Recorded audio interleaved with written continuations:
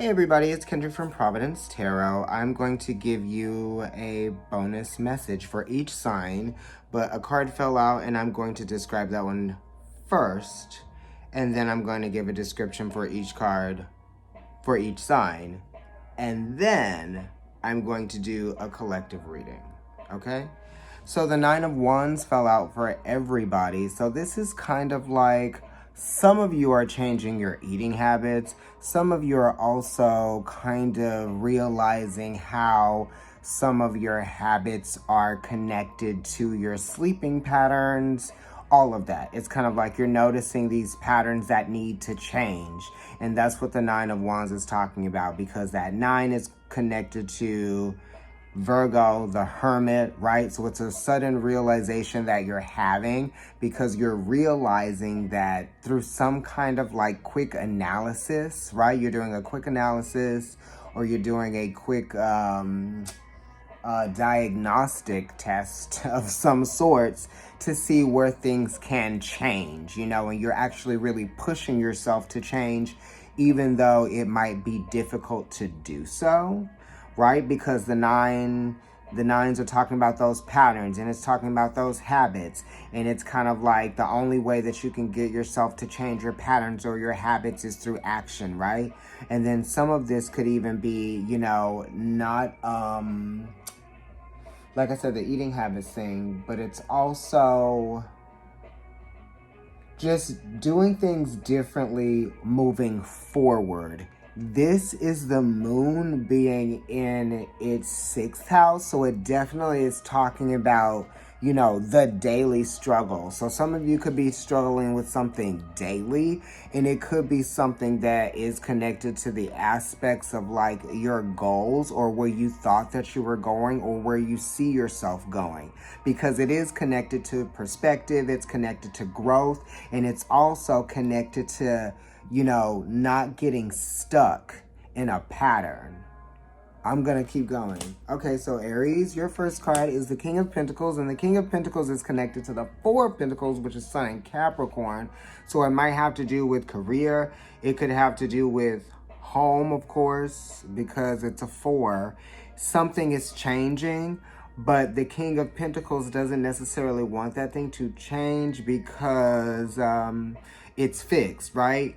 And the King of Pentacles has kind of gotten used to things being a certain way.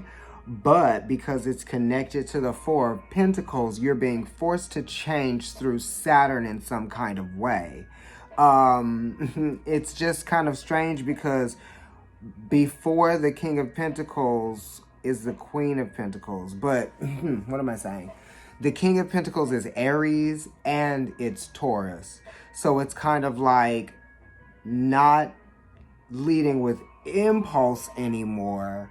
It's kind of like leading with, I guess, maybe reason or commitment. It's asking yourself, what are you committing to? Because Aries is kind of like the energy that doesn't necessarily commit to things, right? It's Mars. So it's kind of like fire. Bam, it burns. Bam, the next thing. Bam, the next thing. Because fire can't necessarily commit itself to anything because it's dangerous. It's just going to burn whatever it touches. So we have to contain the fire. So the Four of Pentacles is talking about containing something and managing it wisely. Yeah, so the King of Pentacles is wisdom. It's thinking about how to manifest or materialize something or to stabilize something as well. We're dealing with that energy of the Temperance card in some kind of way just because it's 15, it's 14 and it's a 5 and that's Taurus. So we're trying to get used to something changing, or we're trying to stabilize the situation with the King of Pentacles. So just be aware of where, yeah, you want to leave the extreme behind. Anything that seems too extreme, you want to leave it behind you, because in this image, the King of Pentacles, the fire is behind him, right? Okay, Taurus. Wow, this is crazy. The King of Wands, or sorry, the Queen of Wands is for Taurus. And I feel like the Queen of Wands is Aries energy, you know, because it's cardinal. So Taurus, you could be dealing with an Aries. You could be dealing with any Venus ruled sign or Venus exalted sign. But this also is connected to like, what is this? This is Sun in Aries. So the Sun also rules Leo, okay? And Leo rules the spine. And as you can see, this wand is erect. So this has to do with like passion, or it has to do with sex, or it has to do with confidence. So some of you might need to stand up a little bit more straighter. Some of you might need to sit up. Think about your posture, because the way that you present yourself is the way that you will feel. You know, some people slouch and they feel miserable. Some people, if they perk themselves up and they sit up straight, stand up straight, even when you're walking down the street, other people will see you differently than you actually may be feeling inside. So then your day changes because people are responding to you differently. It's energy. You know what I mean? So you have to be very, you have to be very conscious of your ability to change energy. And the Queen of Wands is talking about that because she's connected to the Three of Wands, right? And the threes are talking about changeability. You know, so this says that you have the power to change your situation. You just have to feel, what is it? I don't want to just say encouraged. You want to feel confident and strong enough to do so. You know, you have to identify with that energy and not just expect it to happen. You know what I mean? So if you want something to change, you have to make certain that it does. Gemini. Okay, Gemini, you got the Six of Cups, and the Six of Cups is the Sun in Scorpio. And this is the Sun being 8 houses from where it's exalted, but it's the Sun being 4 houses from where it originates in Leo. So Gemini, this is talking about home, family, or you could be feeling emotionally, weakened, or you could be focusing on your emotions. You're focusing on the negative aspect of your emotions. You need to be focused on the positive aspect of it, you know? It's kind of like definitely leaving something behind, because the Sun is 4 houses from where it originates. So that's kind of like home and family. That's like the mother. That's also kind of like maybe you've outgrown something, because sometimes you outgrow walls, or you outgrow maybe situations, or maybe you outgrow parts of yourself, because the 4 is definitely outgrowing yourself. You know, sometimes people outgrow their parents as well. Gemini, you could even be living with your parents, or you could have your parents supporting you in some kind of way that maybe you are ready for them not to be. Yeah, it is that. And it's kind of like you trying to stay in control of something. So it's almost like you are being emotionally manipulative in some kind of way. To be honest with you, that's what's going on. Or you are trying to find power through controlling other people's emotions, or something like that, you know? Or someone could be doing that to you. You could see somebody as being weaker than you emotionally, or maybe they could be seeing you as being that way.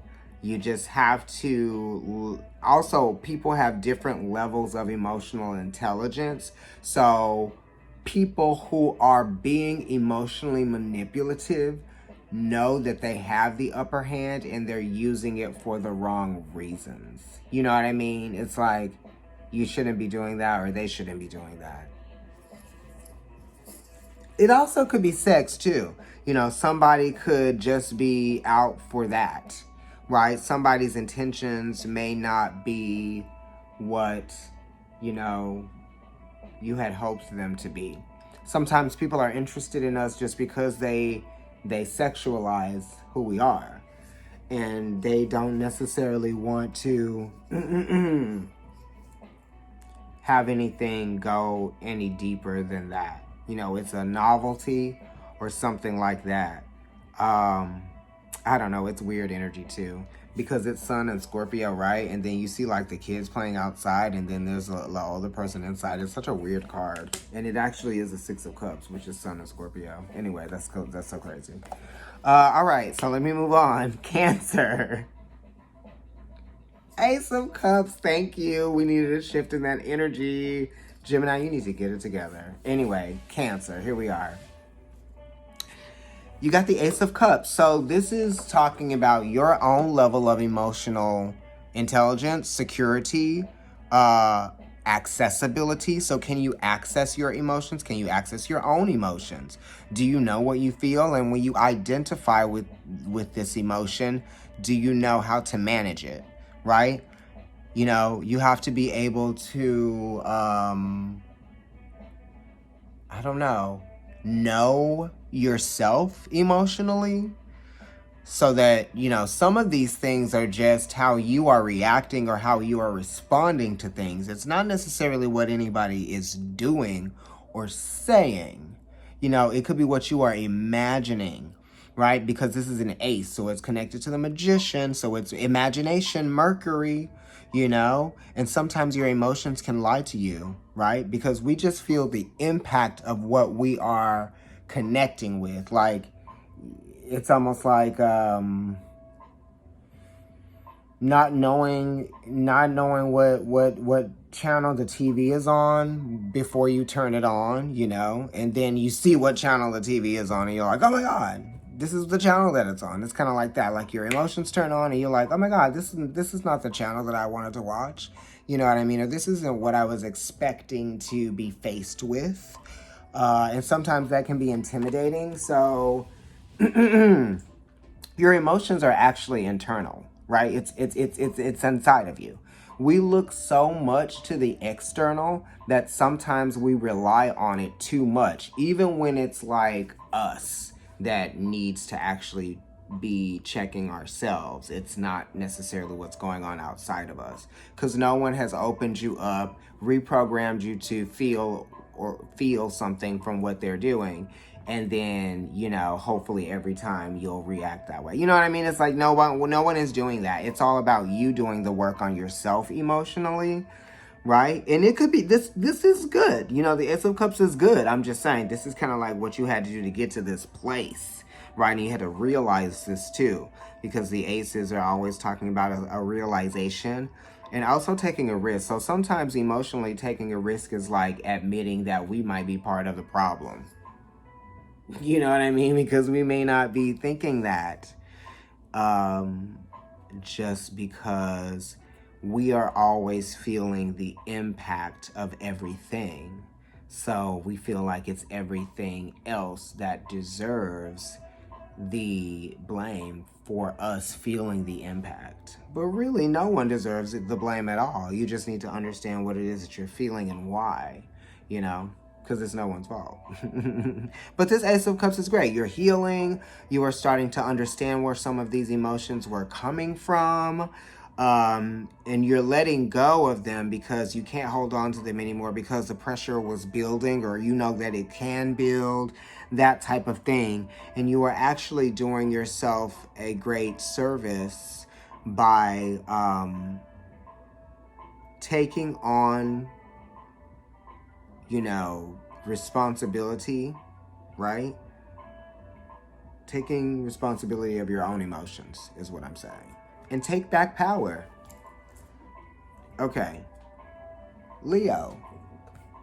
Okay, this is good. You got the planet that is exalted in your sign. Yeah. So you could be going through a transformation here, right?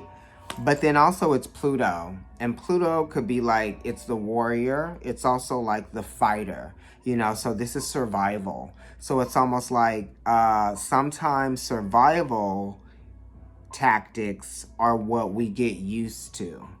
And those survival tactics are hard to break. You know, we form codependencies to certain things, certain energies, certain past experiences, trauma, you know. We just stay connected to that stuff because it's like all we know. So the rebirth card, the judgment card, is asking you to kind of like forget everything that you thought you knew, right?